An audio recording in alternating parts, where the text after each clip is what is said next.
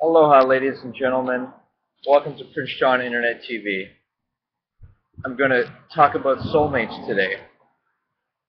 Now, I used to think that soulmates could be determined using astrology and numerology, and that you had to actively seek this soulmate, in order to and figure out the match. But now, with the light work that I've discovered and a sense of general trust in the universe and the connectivity of all things, I've discovered that maybe I don't need to depend on anything except realizing myself and my own purpose exactly in life, specifically what type of profession I want to be involved with, and where I want to live, and a few other life objectives, and to also be aware that I should meet somebody else who's equally interested in the same life goals as I am, because if we happen to meet and then discover our purpose, we might realize that we're not meant for each other because our purposes are they they're not harmonized with each other. Okay, so take a deep breath, relax, and let's see.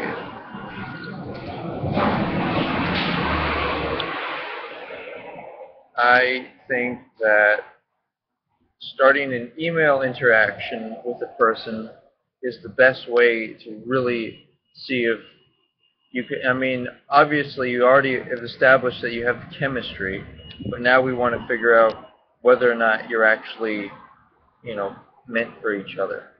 So with email, one can share things such as music interests, lifestyle interests, goals, and see if you guys both match up.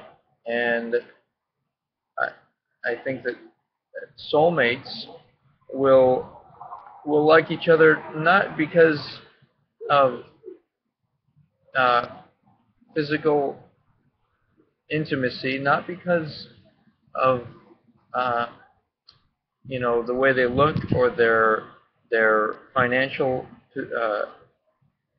position, or but rather because of their spirit, the way they talk, and specific things that they say, that it sounds like, oh, that's me talking. In other words, you'll notice that they like things that you like, and you wouldn't expect a person to be that maybe specific as to what they like, that it would be like you, but that's what soulmates are supposed to be. They're supposed to be meant for each other. And let's see. So these are two people supposedly that meet. They might have a sense of need to be together, and if, like I was saying, if either person is broken or don't know their purpose, then they need to become whole first, using the help of, a support system, guardians, brotherhood or sisterhood, instead of trying to go into the relationship looking for that need to be fulfilled via codependency. And the soulmate doesn't fill a void.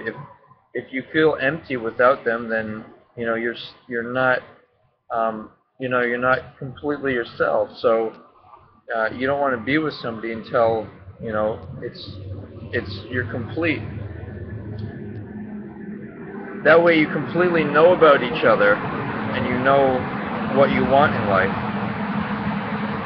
And I think it takes time to do this. I'm 24. I think it takes at least until you're maybe 21 or older. This is a very mature thing to decide to get married. All right, so let's see. And make your mantra just enjoying yourself before meeting with your soulmate. And So basically, it suggests that you don't have to tell God or the universe that you're going to go and find them tonight. It's not something I believe that the mind can produce or arrange, but rather it's something that uh, it simply occurs. You know. Also, I think it's important to have a strong sex drive, and this will allow you to be more desirous of a human being, and just simply holding them, smelling them, listening to the sound of their voice, and just completely being excited by them, and about oral sex, and more than just intercourse.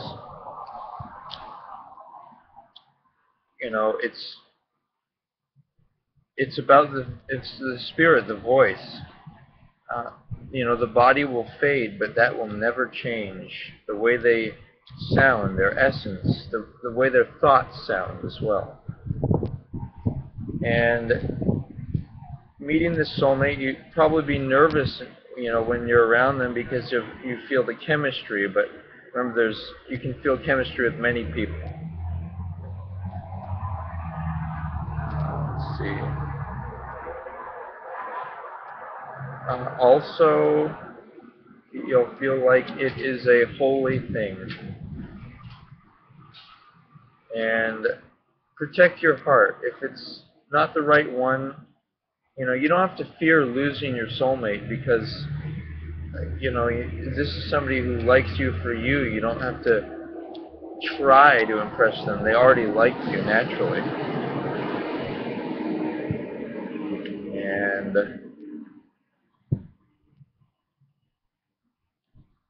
what else?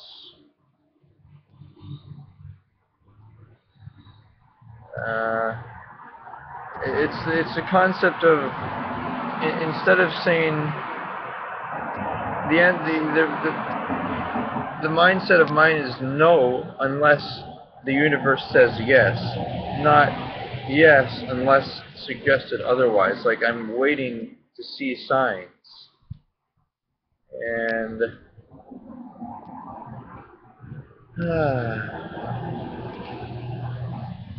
what else? On some other thoughts, hungry people in the world and unhappy people, don't be jealous of those who are overweight or rich, because they can't be happy as well unless they're giving and they're sharing what they can. I believe that it's kind of impossible to escape the laws of karma, and that they're active in everyday life. So, yeah. And I think everyone should have a show similar to this that explains their beliefs. That way people can learn about them without having to talk to them and use up their time. And, we can learn the positive attributes of each other. Say, for example, somebody's good with finances, we can go on their channel and listen to them talk about finances. And what else? I think only two people will definitely and absolutely like me for me.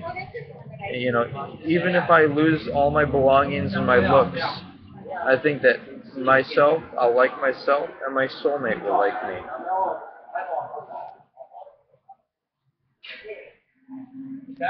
Also, I think sometimes it's essential to be neutral and only associate with the self, so that you don't get caught in the crossfires. Sometimes you'll get in conflict with people, or just hang around people because you think they're entertaining and educational, but they may make enemies with you. Say, for instance, you're hanging out with somebody who's a womanizer. Well, you may think they're smart, but the only concern is that what happens is other people might be upset at them and see your association with you. So don't consider them friends, even if you find them entertaining or have insights and educational. Friends are people. Friends are people that I arrange to meet up with, and business people, uh, are people I just arrange to hang out with because I want something from them, like work. Basically, friendship should be effortless. And what else?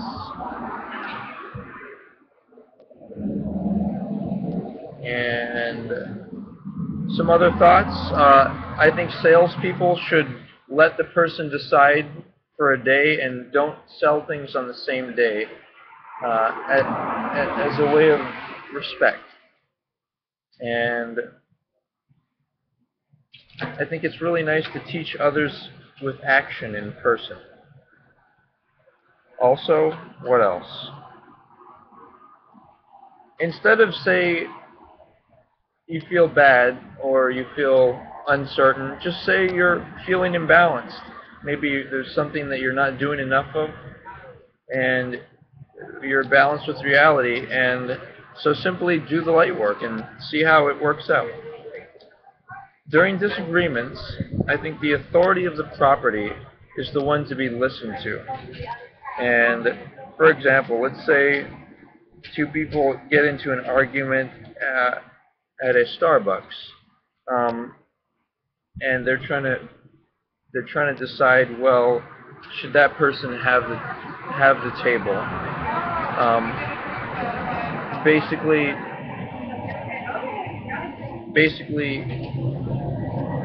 you ask the person who's responsible, who's serving, who's the manager or a worker, whether or not you can have the table or who should have the table. And the person in authority should be democratically voted for, like in a government. And to avoid corruption. Let's see, what else? And if you're upset at somebody, try to email them. Don't try to engage them in person when you're still upset. I've noticed that perhaps only brothers can really be friends with each other, and hanging out with women is, ideally, hanging out with like the opposite sex. Ideally, just to email people so that,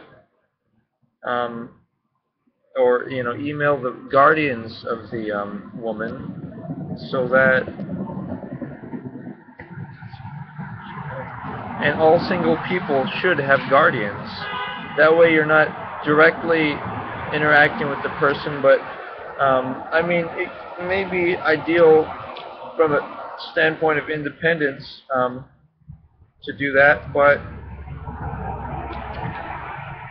bottom line is, let's make creation so good that it makes us forget about physical things. Like, for example, my creation is this show.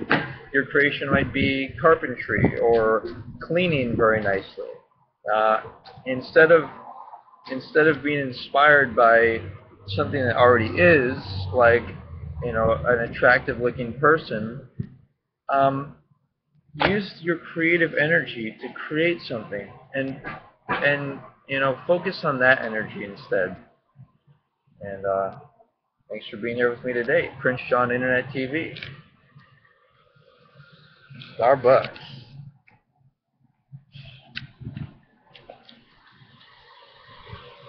In downtown Honolulu. Aloha.